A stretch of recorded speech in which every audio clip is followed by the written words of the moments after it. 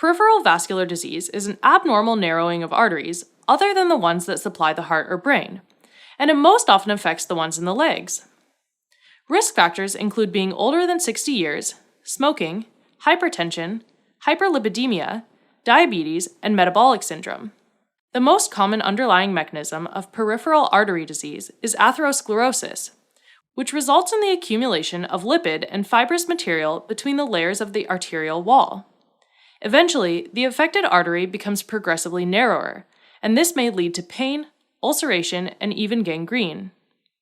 Now, most people with peripheral vascular disease actually don't have symptoms until occlusion becomes significant, which is when 70% of the vessel lumen is obstructed. Symptoms include intermittent claudication, which includes pain, numbness, or tiredness in the legs during walking or standing, and is relieved by rest. This is because the blood supply may be enough to meet the muscle needs at rest, but not the increased needs during activity, leading to ischemia. So basically, it occurs when oxygen demand is greater than the oxygen supply. The perceived level of symptoms from intermittent claudication can be mild to extremely severe, depending on the degree of blood supply. Intermittent claudication can present unilaterally or bilaterally as buttock and hip, thigh, calf, or foot pain, singly or in combination. In addition, pulses in one or both groins are diminished, and bilateral aortoiliac disease that is severe enough almost always causes erectile dysfunction. The triad of intermittent claudication, absent or diminished femoral pulses, and erectile dysfunction is known as Leriche's syndrome. Locations of pain depends on the artery involved. Lower aorta or iliac artery involvement causes pain in the hips and buttocks. Iliac or common femoral artery involvement causes pain in the thigh. Superficial femoral artery involvement causes pain in the upper 2/3 of the calf, while popliteal artery involvement causes pain in the lower 1/3 of the calf. And finally, tibial or peroneal artery involvement causes pain in the foot. Auscultation of the affected artery can reveal bruits, which are whooshing sounds caused by arterial narrowing. A severe decrease in limb perfusion can result in continuous pain even at rest, which is brought on or made worse by elevation of the involved leg, and is often worse when lying down. Ischemic rest pain is relieved by hanging their feet over the edge of the bed, or, unlike claudication, by sitting or standing, because gravity favors blood flow to the legs. Ischemia may also alter the appearance of the skin, presenting as focal areas of discoloration, or skin color and temperature changes. Elevation pallor is when the foot turns pale when it's raised, and this happens because circulation has to work against gravity as well as the narrowed arteries. Dependent rubor is when the foot turns red when it's lowered, because gravity works to increase perfusion. In addition, lower peripheral pulses, like the tibial and pedal pulses, may be reduced or absent. The most severe stage of peripheral vascular disease is referred to as critical limb ischemia, or limb threat, which is often the result of a progressive chronic disease that affects more than one level of the arterial tree, with poor or no collateral flow to tissues. If the blood supply falls below what is necessary to meet minimal metabolic requirements, focal areas of ischemia can progress to ulcers. Ischemic ulcers often begin as minor traumatic wounds, and then fail to heal because the blood supply doesn't meet the increased demands of the healing tissue. Ischemic ulcers are typically located on the toe joints, malleoli, shin, base of heel, or pressure points. The lesions often appear dry and punched out and are painful, but with little bleeding. Ischemic ulcers are usually associated with other clinical features of chronic ischemia, including hair loss, nail changes like becoming brittle or ridged, and can become infected. Non-healing ulcers can progress to gangrene, which presents a hard, dry texture, usually occurring in the distal aspects of toes and fingers, often with a clear demarcation between viable and black necrotic tissue. If peripheral vascular disease is suspected based on clinical presentation, the initial study is the ankle brachial index, or ABI, which is a non-invasive test that measures the ratio of systolic blood pressure in the ankle to the systolic blood pressure in the upper arm. So say that in the ankle we have a systolic blood pressure of 160 millimeters of mercury, and in the upper arm we have a systolic blood pressure of 125. that would mean that the ABI is 1.28.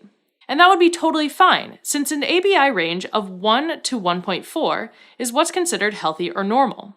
Now, if blood pressure values in the ankle are lower than those in the arm, a blockage in the arteries that provide blood from the heart to the ankle is suspected.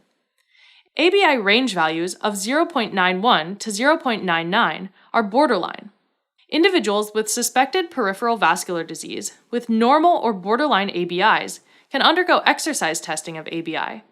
This is when baseline ABI is measured prior to exercise, and then the individual exercises, usually on a treadmill at a constant speed, until claudication pain occurs for a maximum of 5 minutes.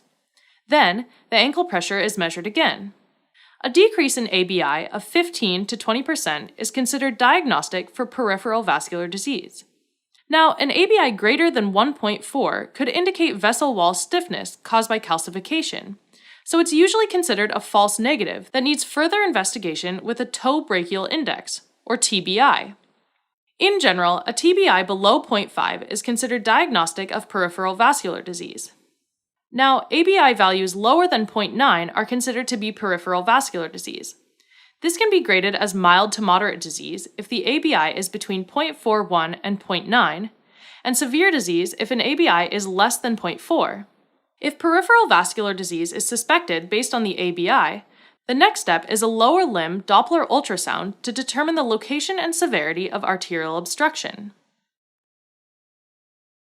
Advanced vascular imaging techniques like conventional arteriography, CT angiography, and MR angiography are usually reserved for individuals whose diagnosis remains uncertain. Conventional arteriography remains the gold standard for vascular imaging, but it's an invasive procedure where a catheter is placed into the common femoral artery and guided to the affected artery. After that, a contrast dye is injected, allowing individuals to view the arteries with X-rays and record those images digitally. By contrast, MR and CT angiography are non-invasive. In general, CT angiography is obtained first, unless the individual has contraindications to IV contrast, like severe renal dysfunction or an allergy, in which case MR angiography is done.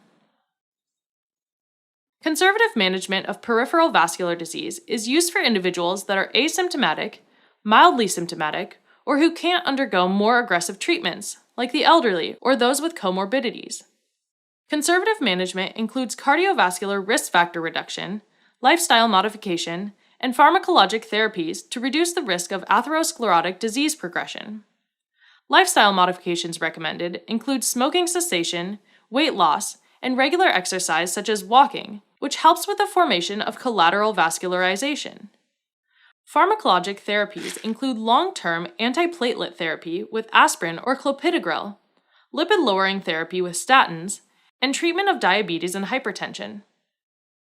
Individuals who fail to respond to conservative management after 6 months to 1 year may be referred for possible revascularization.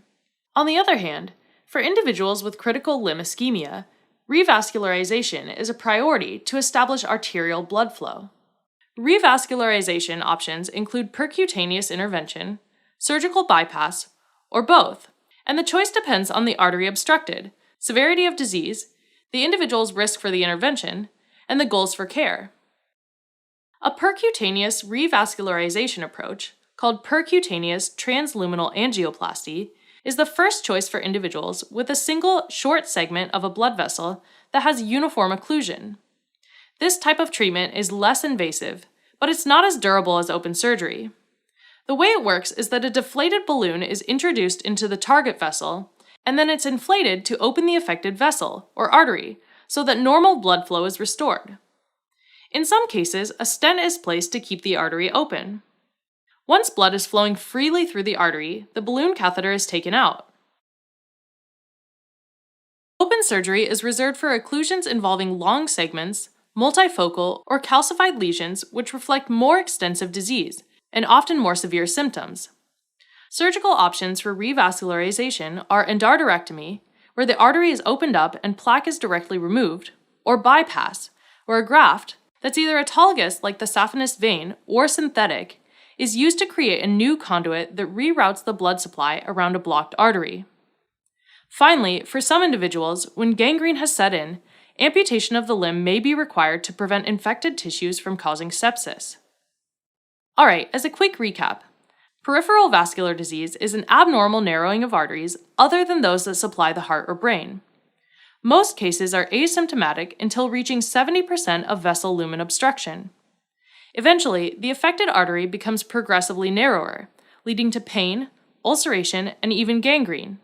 The most common presentation is intermittent claudication, which is when there's pain, discomfort, numbness, or tiredness in the legs during walking or standing, and is relieved by rest. A severe decrease in limb perfusion can result in continuous pain even at rest, which is made worse by elevation and lying down, and is relieved by sitting or standing. The most severe stage of peripheral vascular disease is referred to as critical limb ischemia, or limb threat, which leads to painful ischemic ulcers. Non-healing ulcers may progress to gangrene, usually occurring in the distal aspects of toes and fingers, and often with a clear demarcation between viable and black necrotic tissue. The initial study when peripheral vascular disease is suspected is the ankle brachial index, in which a range of 1 to 1.4 is considered normal, 0.91 to 0.99 are considered borderline, and values lower than 0.9 are considered peripheral vascular disease.